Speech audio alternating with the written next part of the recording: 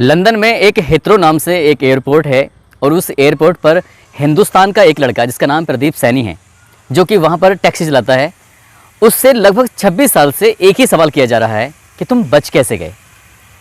लेकिन एक सवाल जब उसके 26 साल से लगातार पीछा कर रहा है, वो लड़का कई बार तो खामोश हो जाता है, क्योंकि ये सवाल पूछने वाले एक दो नहीं हैं, बल्कि 1-2 लाख लोग अब तक उससे पूछ चुके हैं। हिंदुस्तान का कोई व्यक्ति अगर लंदन में रहता है, उसे शायद ही कोई ऐसा व्यक्ति होगा जो उसके नाम से नहीं जानता होगा, क्योंकि उसने ऐसा ही कारनामा कर दिया था।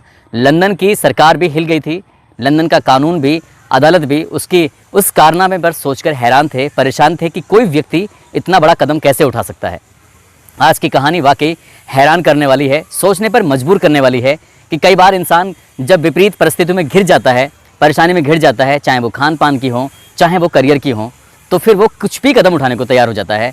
आज की कहानी में 2 सगे भाई ऐसे होते हैं जिन्होंने ऐसा कदम उठाया था जिसकी गूंज पूरी दुनिया में फैल जाती है। आदाब, नमस्कार, सत श्री अकाल। मैं उस्मान सैफी। आज की जो सच्ची घटना मैं आपको सुनाने जा रहा हूँ, ये सच्ची घटना है हिंदुस्तान और ब्रिटिश की। दरअसल अक्टूबर 1996 की बात है। एक दिल्ली एयरपोर्ट यानी कि इंदिरा गांधी इंटरनेशनल एयरपोर्ट से एक हवाई जहाज़ ब्रिटिश एयरवेज उड़कर जब सीधा लंदन पहुंचता है, वहां के जो एयरपोर्ट होता है हिथ्रो एयरपोर्ट, वहां पहुंचता है। जैसे ही वो लैंडिंग करता है, तभी उसमें लगेज, सामान, जो बैग होते हैं यात्रियों के, उस बैग को लेने के लिए एक गाड़ी आती है। गाड़ी में बैठे हुए 2 लोग थे, एक गाड़ी को ड्राइव कर रहा है और दूसरा साथ जाता है उसके। जैसे ही वो उस हवाई जहाज़ के करीब पहुंचते हैं तो थोड़ा अंधेरा था, और अंधेरे में ही उन्हें एक चीज़ थी जो कुछ अलग दिखाई दे रही थी। उस अलग सी चीज़ को जो उसके पास जाकर देखते हैं तो एक व्यक्ति है जो बहुत ज़्यादा कपकपा रहा है, वो पूरी तरह से बर्फ़ से ढका हुआ है, यानी कि वो जम चुका है। बस इसी बात की सूचना तुरंत ही वो तत्काल प्रभाव से एयरपोर्ट के जो कानून व्यवस्था देख रहे थे, प्रशासनिक व्यवस्था देख रहे थे, उनको सूचना दी जाती है। वो तुरंत मौके पर पहुंचते हैं और वहां जाकर उस व्यक्ति को देखते हैं तो उसकी सांसें चल रही हैं। ऐसा लग रहा था वो जीना तो चाहता है, लेकिन शरीर उसका पूरी तरह से जवाब दे चुका है। शायद वो बच ना पाए, लेकिन आनन फानन ही उसको उपचार के लिए एक हॉस्पिटल लेके जाया जाता है और उसका उपचार शुरू हो जाता है। 1-2 घंटे नहीं, 1-2 दिन गुजर जाते हैं, लेकिन उसका कोई अता पता नहीं था कि वो बचेगा या नहीं बचेगा। सिर्फ सांसें थीं जो धीरे धीरे चल रही थीं। और लगभग 4 दिन के बाद जब उसको होश आता है, तो होश आने पर सबसे पहले वो एक ही बात कहता है कि मेरा छोटा भाई कहाँ है। दरअसल उस लड़के का नाम है प्रदीप सैनी, जो कि हिंदुस्तान के पंजाब प्रांत का रहने वाला है। और उसका जो छोटा भाई है उसका नाम विजय है, जिसकी उम्र लगभग 19 साल के आसपास। और ये 23 साल का लड़का है, जो कि हॉस्पिटल में 4 दिन से वहाँ की सरकार, वहाँ की पुलिस सिर्फ उसके होश में आने का इंतज़ार कर रहे थे। होश में जब आता है, एक ही बात बार बार रट लगाए हुआ था कि मेरा भाई भी तो मेरे साथ था। उससे पूछा जाता है कि तुम कहाँ से आए हो, क्या मामला है। जो उससे बातचीत की जाती है, हिंदुस्तान के ऑफिसर्स का सहारा लिया जाता है। वो सिर्फ हिंदी में बात कर रहा था और वहाँ के लोग अंग्रेज़ी बोलते हैं या उनकी जो मूलतः भाषा होती है वो बोल रहे थे। उससे बातचीत करने की कोशिश की जा रही थी, लेकिन वो सिर्फ रोए चले जा रहा था। उसको कुछ भी नहीं पता था कि वो कहाँ है, किस हालत में है, कैसे यहाँ पहुँचा। उसको वाकई सचमुच होश नहीं था। पुलिस वाले जब उससे बातचीत करने की कोशिश कर रहे थे, तब उसने अपने बारे में बताया कि वो हिंदुस्तान के पंजाब का रहने वाला है और उसका नाम खालिस्तानियों से जोड़ दिया गया था, उसका नाम आतंकवाद से जोड़ दिया गया था, उसका नाम क्राइम से जोड़ दिया गया था। लगभग 1 साल तक उसका और उसके भाई का पुलिस पीछा कर रही थी। पंजाब पुलिस कभी उसके जो शोरूम है जहाँ पर काम करता है, वो मैकेनिक था कारों का, या तो वहाँ पर पुलिस जाती थी या फिर उसके घर पे जाती थी या उसके पिताजी को परेशान करती थी। लगातार 1 साल से वो इधर उधर भाग रहे थे। तभी दोनों सगे भाइयों ने, यानी कि प्रदीप सैनी ने, दूसरा विजय सैनी ने, एक फ़ैसला लिया। क्यों भैया, जब हमारे यहाँ के गांव के आसपास के बहुत सारे लोग विदेशों में हैं, कोई कनाडा में हैं, कोई रूस में है, कोई अमेरिका में है, कोई लंदन में है, तो फिर हम लोग यहाँ क्यों हैं। पुलिस हमारा पीछा भी नहीं करेगी और यहाँ से हम चले जाएंगे। वैसे भी हमने कुछ क्राइम तो किया नहीं है। वो लोग ऐसे लोगों के पास जाते हैं, ऐसे घरों में जाते हैं जिनके बच्चे, जिनके परिवार के लोग विदेशों में गए हुए थे। वो कैसे जाते हैं, बस यही जानने की कोशिश कर रहे थे। लगातार कई दिनों तक ऐसे ही करते रहते हैं। आखिरकार उन्हें एक एजेंट मिल जाता है और उस एजेंट से कहते हैं कि हम लोग विदेश जाना चाहते हैं। जब विदेश का नाम आता है तो वो पूछते हैं कहाँ जाओगे। वो कहते हैं कि या तो कनाडा भेज दो या फिर ब्रिटिश भेज दो, ब्रिटिश कनाडा कहीं भी भेज दो, लेकिन हम यहाँ रहना नहीं चाहते। अब उनके पास ना तो पासपोर्ट था, ना उनके पास वीज़ा है और ना ही उनके पास पैसे थे। हालांकि कुछ थोड़े बहुत पैसे उन्होंने जमा किए थे, वो पैसे एजेंट ने ले लिए। एजेंट ने कहा कि तुम्हारे पास वीज़ा और पासपोर्ट नहीं है तो हम तुम्हें ऐसे जो एक नंबर 1 का रास्ता होता है वैसे तो भेज नहीं सकते, लेकिन हाँ एक तरकीब ज़रूर है।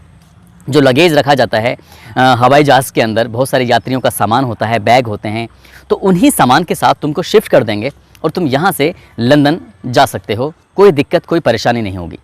पैसे ले लेता है वो एजेंट, और एजेंट कहता है कि इस हफ्ते नहीं, अगले हफ्ते, अगले हफ्ते नहीं, अगले हफ्ते। इसी तरह से महीने दर महीने गुजरने लगते हैं और सितंबर 1996 की बात है, दोनों भाई अपना पंजाब छोड़कर हमेशा हमेशा के लिए सीधा पहुंच जाते हैं दिल्ली इंदिरा गांधी इंटरनेशनल एयरपोर्ट पर। और वहां जाकर जब अंदर एयरपोर्ट पर जाने की कोशिश कर रहे थे, उनके पास वीज़ा और पासपोर्ट था ही नहीं, सिक्योरिटी गार्ड ने उनको अंदर घुसने ही नहीं दिया। कहा कि जब तक तुम्हारे पास टिकट नहीं होगा, वीज़ा नहीं होगा, पासपोर्ट नहीं होगा, तुम्हें अंदर आने की एंट्री मतलब अनुमति नहीं है। वो दोनों परेशान हो जाते हैं और यहाँ से बिल्कुल अलग चले जाते हैं। दोनों भाई सोच रहे थे क्या करें क्या ना करें, पैसा उनके पास था ही नहीं, करते भी क्या। लेकिन इधर उधर से वैसे ही लोगों से मदद मांग कर वो अपना 10-12 दिन ऐसे ही गुजारते हैं। और बस 10-12 दिन गुजारने के साथ साथ ये सोचते हैं कि आखिरकार एयरपोर्ट के अंदर एंट्री की जाए तो कैसे की जाए। वो उस एयरपोर्ट के चक्कर लगाने शुरू कर देते हैं। कई सौ एकड़ में फैला वो इंदिरा गांधी इंटरनेशनल एयरपोर्ट, उसमें वो अंदर जाने की जब रास्ते तलाश कर रहे थे तो आखिरकार रास्ता मिल ही जाता है, क्योंकि हर जगह तो सुरक्षा या सिक्योरिटी हो नहीं सकती। तो वो एक ऐसी बहुत दूर ऐसी जगह पहुंच जाते हैं जहां से एयरपोर्ट पर आना आसान हो जाता है। वहां कोई सुरक्षा नहीं थी और वहां से अंदर एंट्री करने के बाद फिर वो धीरे धीरे वहाँ उस जगह जाने की कोशिश करते हैं जहाँ से हवाई जहाज़ लैंडिंग करते थे, उड़ते थे। वो धीरे धीरे उस जगह पहुँच जाते हैं। इस 10 या 12 दिन की रिसर्च करने के बाद उन्होंने ये पता लगा लिया था कि लंदन के हवाई जहाज़ किस जगह से उड़ते हैं, और वो उसी जगह पर उसी इशारे, क्योंकि जो एयरपोर्ट है, एयरपोर्ट पर कहाँ किस जगह रुकते हैं, क्योंकि हवाई जहाज़ छोटा मोटा तो होता नहीं है, हवाई जहाज़ तो बहुत ही बड़ा होता है।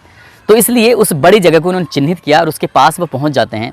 और ऐसे ही अक्टूबर का महीना आ जाता है। अक्टूबर का महीना था, रात के समय की बात है, और एक हवाई जहाज़ जो कि लंदन की ओर उड़ने के लिए तैयार हो चुका था। बस जब सब कुछ उसको हरी झंडी मिलने वाली है, सारी तैयारियां कंप्लीट हो चुकी हैं, तभी वो लोग सुरक्षा गार्ड को धता बताते हुए सीधे उस हवाई जहाज़ के बहुत नज़दीक पहुंच जाते हैं। और जब हवाई जहाज़ वो उड़ने वाला होता है तो दोनों ही भाई ये तैयारी करते हैं, कहते हैं कि हम लोगों को लैंडिंग गियर के पास जाकर बैठना है। लैंडिंग गियर जो हवाई जहाज़ के पहिए होते हैं पिछले वाले, उन पहियों को अंदर करने के बाद भी इतनी जगह रह जाती है कि एक आदमी आराम से बैठ सकता है। और दोनों भाइयों ने ऐसी ही जगह जो जहाँ दोनों पहिए थे, एक पहिए पे बड़ा भाई बैठ जाता है उसके, और दूसरे पहिए के पास बैठ जाता है छोटा भाई।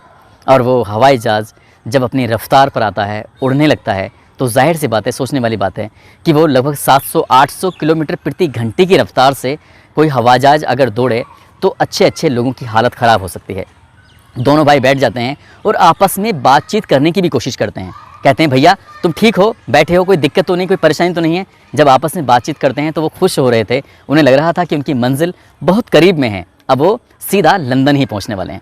लेकिन जैसे ही हवाई जहाज़ अब अपनी रफ्तार पर था तो बहुत ज़ोर का शोर होने लगता है, आवाज़ होने लगती है। जैसे जैसे हवाई जहाज़ ऊंचाई पर जा रहा था वैसे वैसे ऑक्सीजन का लेवल भी कम होता चला जा रहा था। ऐसी कंडीशन में जब ऑक्सीजन ही नहीं मिलेगी आदमी को तो जाहिर सी बात है उसका बचना मुश्किल नहीं, मतलब नामुमकिन हो जाएगा। लेकिन दोनों भाई थे, उड़ रहे थे हवाई जहाज़ के साथ साथ।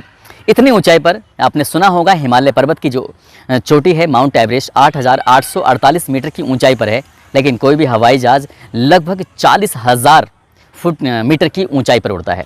और 40,000 मीटर यानी कि माउंट एवरेस्ट से भी 4 गुना ज़्यादा, बल्कि 4 गुना से भी ज़्यादा ऊंचाई हो जाती है।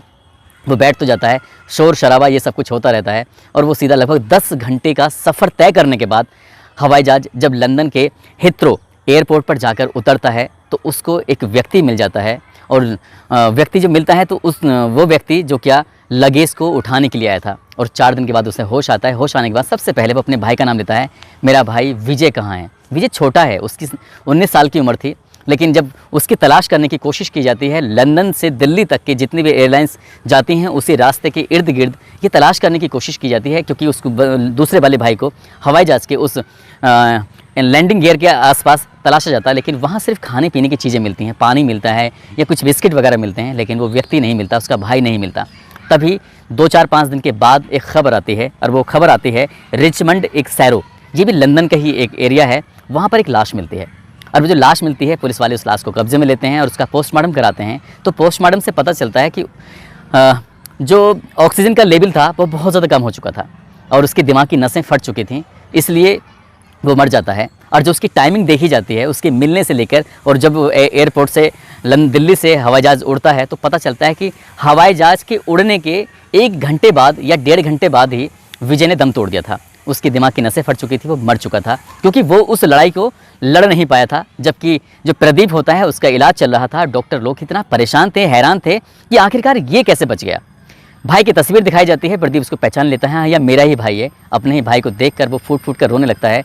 सोचने पर मजबूर हो जाता है कि करते तो क्या करते, यहाँ आए तब भी ही मर गए, और पंजाब में रहते तो पुलिस वाले उनको जेल में डाल देते, क्योंकि उन्होंने आतंकवादियों के साथ उनके कनेक्शन जो जोड़ दिए थे और कई तरह के क्राइम के साथ उनका कनेक्शन जो जोड़ दिया था। भाई भाई का रो रो के बुरा हाल हो जाता है अपने भाई को याद कर करके।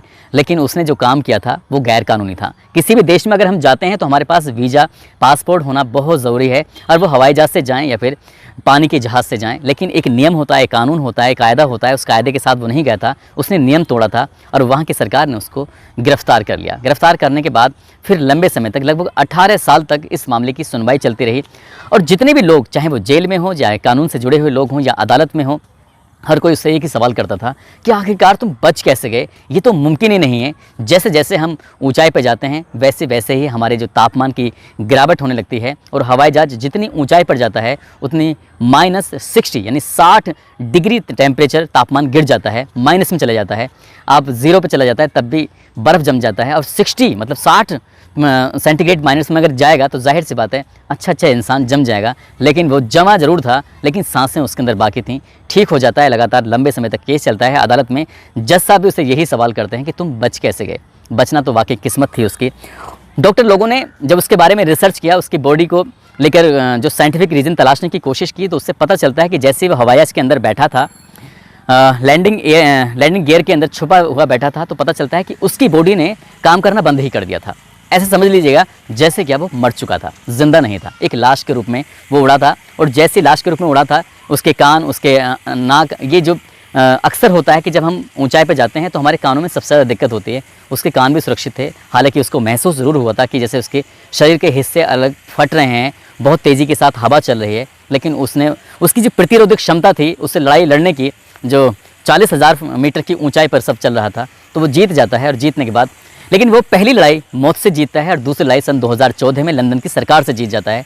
सरकार वहाँ की उससे खुश होती हैं, कहती हैं कि तुमने वाकई गलत काम तो किया है, लेकिन बहुत बड़ी हिम्मत का काम किया है जो यहाँ तक पहुँचे, इसलिए हम तुम्हें अपने यहाँ की नागरिकता देते हैं, और तुम अपना जो काम हिंदुस्तान में मैकेनिक का काम करते थे, गाड़ी चलाने का काम करते थे, तुम यहाँ काम कर सकते हो। वो तब से वही लड़का प्रदीप सैनी अपने भाई को लेकर तो खैर बहुत ज़्यादा परेशान रहता है। लेकिन अक्सर लोग उससे एयरपोर्ट पर जो टैक्सी चलाता है, लोग उससे पूछते हैं कि तुम बच कैसे गए थे।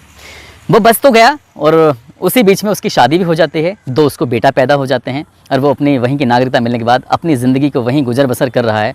आज शायद ही हिंदुस्तान ही नहीं बल्कि पूरी दुनिया का कोई ऐसा मुल्क हो, ऐसा कोई देश हो जो उस लड़के को उसके नाम से ना पहचानता हो। उसका एक फ़ोटोग्राफ है जो अक्सर वायरल होता रहता है।